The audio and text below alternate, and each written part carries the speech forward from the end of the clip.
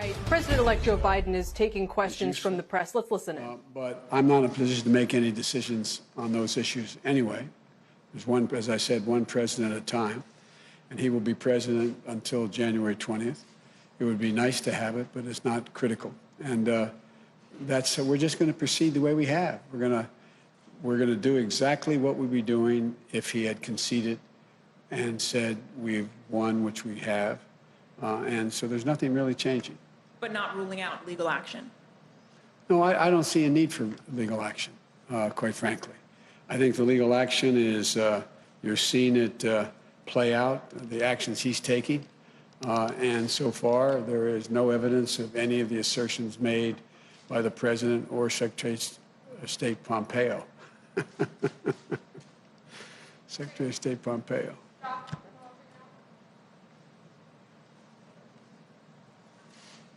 Thank you, Mr. President-elect. Democrats are on track to lose a handful of seats in the House of Representatives. That could make it harder to pass legislation with just Democratic votes. And I'm just curious, how does that impact your plans for what priorities you think you can get through this Congress, especially if the Senate remains in GOP control? And during the lame duck, will you be coordinating with Speaker Pelosi on how she should be negotiating with Republicans? Well, I've spoken to the leader, and I've spoken to the minority leader in the House.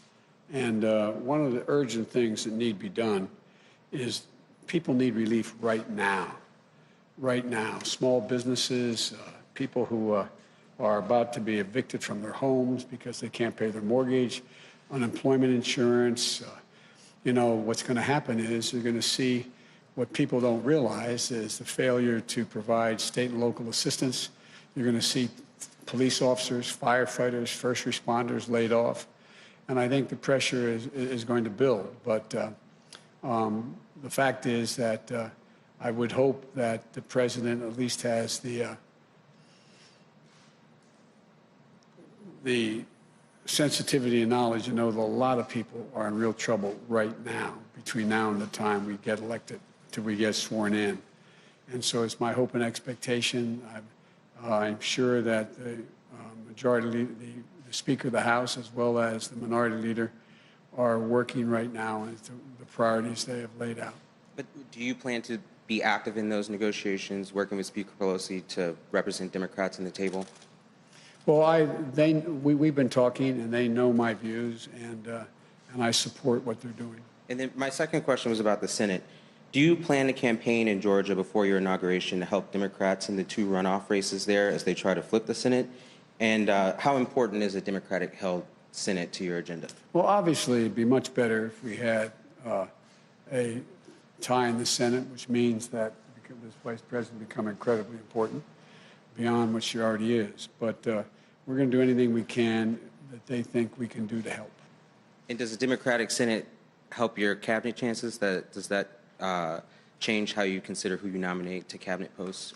No, I don't think so. I take McConnell at his word. I understand he said that he will make it clear who he's prepared to support and not support, and that's a negotiation that I'm sure we'll have. Look, one of the things that I would do as president-elect and when I become president is lay out to the Republicans as well as the Democrats who we intend to name for each cabinet position.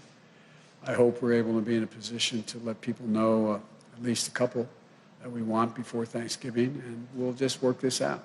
Look, I am not a pessimist, as you know, and I think there are enough Republicans who have already spoken out, but I think there will be many more, not many more, there'll be a larger number once the election is declared and I'm sworn in, to be able to get things done. I think they understand. For example, I can't imagine there not being a willingness on the part of Republicans. There's going to be significant pressure to deal with health care.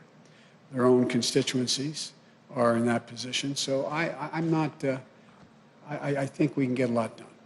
Thank you. And one last question from Meredith in the newsroom. Sir, what do you say to the Americans that are anxious over the fact that President Trump has yet to concede and what that might mean for the country? Well, I just think it's an embarrassment quite frankly. The only thing that, how can I say this tactfully? I think it will not help the president's legacy. I think that I know from my discussions with foreign leaders thus far that they are hopeful that the United States democratic institutions are viewed once again as being strong and enduring. But I think at the end of the day, it's all going to come to fruition on January 20th. And between now and then, my hope and expectation is that the American people do know and do understand that there has been a transition. Even among Republicans who are people who voted for the president, I understand the sense of loss. I get that. But I think the majority of the people who voted for the president, a lot voted for him, a significantly smaller number, but a lot voted for him. I think they understand that we have to come together. I think they're ready to unite, and I believe we can pull the country out of this bitter politics that we've seen for the last 5, 6, 7 years. And just to follow up on a previous question, how do you expect to work with Republicans if they won't even acknowledge you as president-elect? They will. They will. Thank you all so very much. Thank you. Shepard Smith here. Thanks for watching CNBC on YouTube.